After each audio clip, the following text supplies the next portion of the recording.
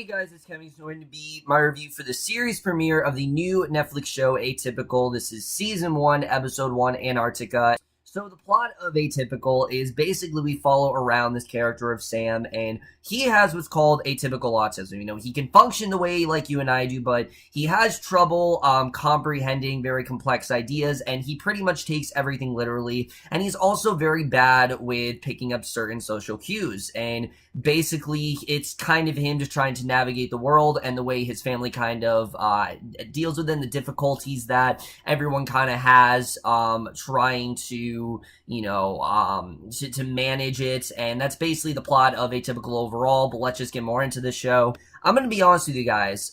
Going into this show, I really did not know what to think of it. I thought the trailer was entertaining, but I have seen so many trailers for Netflix shows this year that looked really fun, and they ended up being really mediocre. And this has really been like a common thing for Netflix this year. You know, like I said, I say this all the time, Netflix just has signed on to way too many properties at this point that most of their shows don't end up being very good. If you've noticed, they've canceled like half of their shows that premiered this year. I mean, Girl Boss is gone.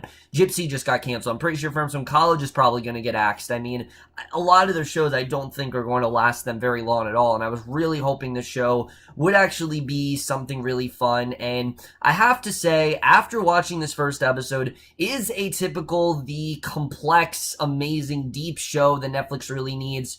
No, but for all of its flaws, I really enjoyed this first episode. I don't think Atypical is in any way a perfect show, but I definitely really did enjoy it, and I'm very interested in seeing really where it's actually going to go. And for me, the thing I think that makes the show as good as it really is the cast. I thought, honestly, everyone in this cast did a phenomenal job. There's not a single actor in here that I can say, I thought they were out of place, or I didn't think that they were good in this show. I honestly thought everyone really did a great job here, and that's something that Netflix, I will admit, always does well. I don't think they've ever had a casting choice from like, oh, they weren't right for, well, maybe Britt Robertson probably wasn't the best choice for Girl Boss, but I just wasn't interested in that show in general, so I don't know if it was that, or that show I just didn't really like. But when it comes to casting, they always really do a good job.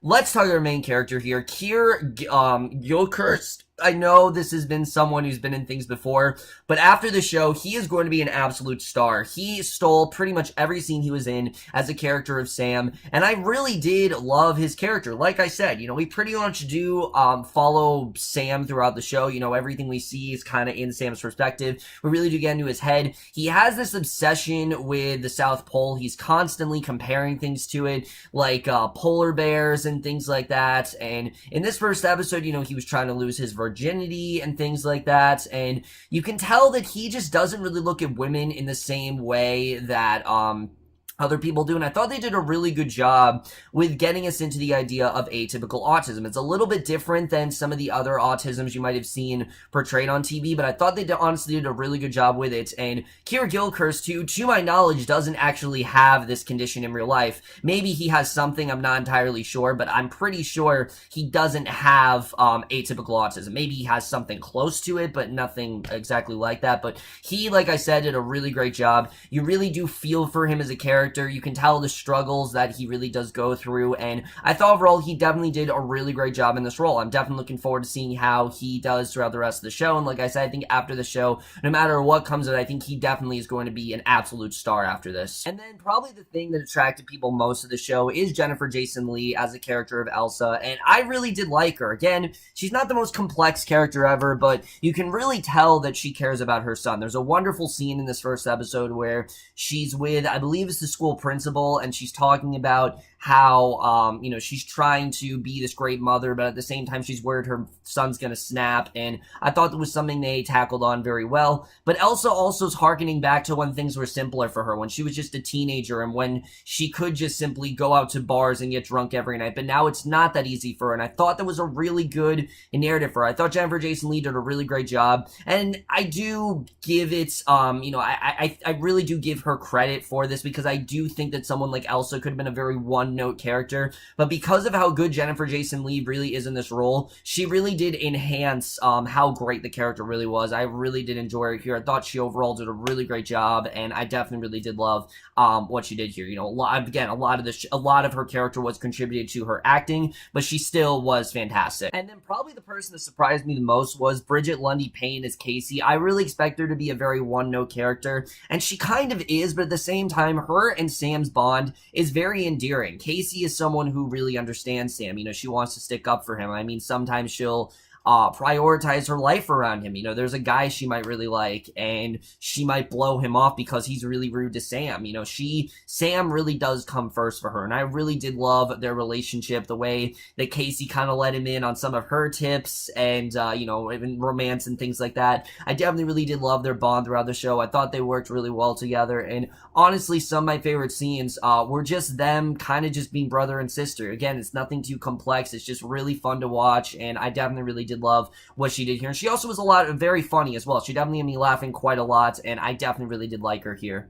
And then the only other two people I really do want to talk about, Amy Okuda as Julia. This is another character that, yes, she is quite one note, but I thought she worked very well as Sam's therapist. And this therapy scene seemed very natural. Like, this is kind of what someone with atypical autism really goes through. They can't really handle these complex ideas, but Julia really did tell him a lot of things, and it seemed like Sam was catching on to some of them, and I thought there were just some really great scenes in the game. I definitely really did enjoy it, and I thought those two worked really well.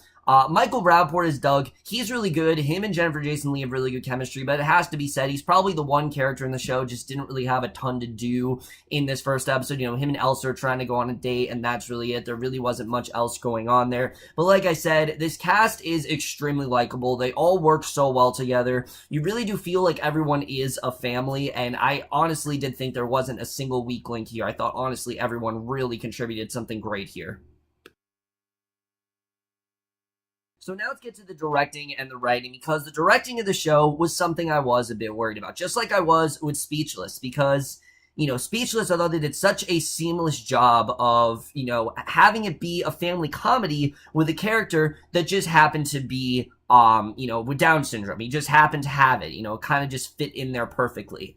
This show isn't exactly like that. I will tell you that right off the bat. This show makes it very obvious that they want you to know that Sam has autism, and that is kind of the driving force of this show. So again, it's not really subtle or anything like that, but I thought the tone worked really well. You could tell for Sam, these things that may seem like a huge deal in reality don't seem like as much of a big deal to me, because again, he can't really comprehend a lot of these huge ideas, like why he breaks down a lot or why certain things bother him. I mean, yes, he'll understand it, but it's not as big as a deal to him because that's just his everyday life. And I thought the way they handled that was really good. And the show was also a lot of fun. I really had a lot of fun watching the show. I definitely really did enjoy that. And I thought the comedy honestly worked a lot better than I really expected it to be. I thought the comedy was really good here. I definitely was laughing consistently, and I really did enjoy a lot of it. A lot of it, I will say, is in credit to Nick Dodani, especially as his character of Zahid. I really did enjoy his character. I thought he overall did a really good job in the show. But I thought, again, the directing worked very well there. And then the emotional moments also, I thought, worked really, really well. They did not seem too forced to me.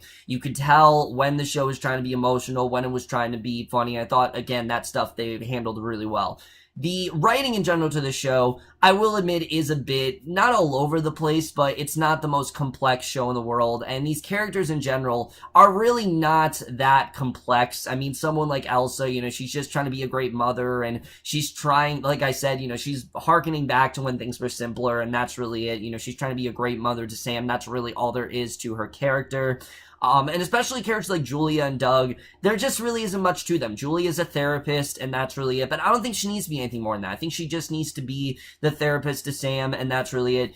Doug is the character that I felt like had absolutely nothing to do here. He had a couple pep talks with Sam here and there. He had some scenes with Elsa. The two of them had really good chemistry, but I just didn't feel like he really did have a ton to do. It didn't really seem like we focused much on his character. Maybe he'll have more to do as the season goes on, but in this first episode, it doesn't really seem that way. He just kind of seems like the father, and that's it. That's the only role he plays in the show. And, you know, after seeing such complex father characters like, say, Jerry on Rick and Morty, I was hoping we'd get a little bit more out of him, but It just didn't happen here, unfortunately, and I thought he did a good job. I didn't think Michael Rapaport was bad here at all, but in general, I just didn't think his character was all that complex. And I will also admit, I do think the show is just a little bit too fast-paced, particularly how Sam actually did find someone in this episode. I think they should have waited a little bit. Like, maybe Sam and Casey, they go on the internet, and Sam's waiting for someone, and then eventually he finds this girl. I don't think we should have seen the date itself on this episode. I don't think we really should. I know that he actually didn't have sex. I didn't think he was going to either. But I just felt it was a little too fast-paced. And that brings me to another problem with the show. This show is extremely predictable. Pretty much everything that went down, I knew was going to happen. I knew that Sam and the girl that he liked, they were not going to have sex. It was just, there was no way, no how. It was just not going to happen. I knew that Elsa would not cheat on Doug. There was no way that was actually going to happen in the show. I knew that, you know, Casey would start to like this guy, that annoying, you know, girl she, you know, that was on that one team, you know, that guy, I knew she would start to like him. You know, there really wasn't anything that really did surprise me about the show. But like I said, because of how great the cast really is, because of how fun I really did have with it, I'm willing to give the show the benefit of the doubt. You know, I don't think it's anything too much that really is a disservice to the show. It's just with a show like this, I do think that it's not necessarily subtle, and I will admit the autism stuff, they kind of do beat you over the head with it a little bit. Like, there are some scenes the characters will have, and it just doesn't feel as organic as it really should. Some scenes involving Sam, it just seems like, you know, you can tell they did their research, but they also are kind of beat you over the head. Like, oh yeah, we did your research, just so you guys know, we did our research. Like, it doesn't seem as natural as it really should, and that is a bit of a problem for me. However, to be honest with you guys, there are some things the show did that I really didn't know about. For example, I did not know that atypical autism was actually a thing. I thought the show was just called Atypical because, oh, it's their family, it's anything but typical. I thought that's kind of why it was called that. But no, atypical autism is an actual condition. I looked up, like, the main, like, symptoms and things that people of that disease usually do have, the difficulties they have and things like that. And the show seemed like it portrayed it pretty accurately. So I thought they did a really good job of portraying a very different kind of autism. Like I said, you know, we're so used to seeing autism where it's like they can't talk and they're basically like a young child. This is a different kind of autism. It really does show how broad that disease really is, because they're all different kinds of autism. And I thought the show paid a very good, you know, they really did shed some lights on a very rare kind, but something that is definitely something that people can get and something that people do have, and I thought they portrayed it really well here. Cinematography's fine, you know, cinematography always looks good on Netflix shows. I haven't really seen a Netflix show that has bad cinematography necessarily. I think the editing to the show was really good. Like I said, I do think it's a little bit fast-paced, but it was 38 minutes, and I think it was the right length for the show overall. I don't think it was too long or anything like that. And then the score is fine. I don't really have much to say about it. Overall, guys, I definitely really did enjoy Atypical overall. I think it was a good first episode. It wasn't anything amazing, but it is a show that I definitely could see myself investing a little bit of time into. It's nothing that I think is going to be like this, oh, this huge show for Netflix that's everyone going to be talking about. But I will say that if you are interested, it's a fun watch. It's a fun watch. You know, I think you'll enjoy yourself. I think if you like these ABC comedies, which this very much is, it's just a little bit more mature than some of those, I think that you will have some enjoyment in this. You know, this is from the same person at the Goldbergs and who did How I Met Your Mother, and it's very similar writing to that. Two shows that are very simple, but actually do have really well done, you know, characters and actually really funny stuff. So overall, guys, I definitely really did enjoy this first episode. I am going to give the series premiere of Atypical, Season 1, Episode 1, Antarctica, a B. Over, guys, for the series premiere of Atypical. Let me know what you guys thought of this episode overall. Left your thoughts. Like I said, this isn't going to be the next Glow or anything. I know Glow's really been like the big thing for Netflix this summer. This isn't going to be that. This isn't, you know, 13 Reasons Why or anything. I just think the show is a lot of fun. I definitely am looking forward to seeing how it's going to turn out. And I'm definitely going to watch the rest of 7 episodes. You know, it's a quick watch, and I definitely will get it done. Probably not, if not this week, then next week. I'll definitely try to get it done pretty soon. But that's in my review. Hope you guys enjoyed. We'll see you guys in my next video, which will be for another series premiere, that being for the revival of DuckTales, which I am so excited for, and we'll see you guys for that. Okay, bye.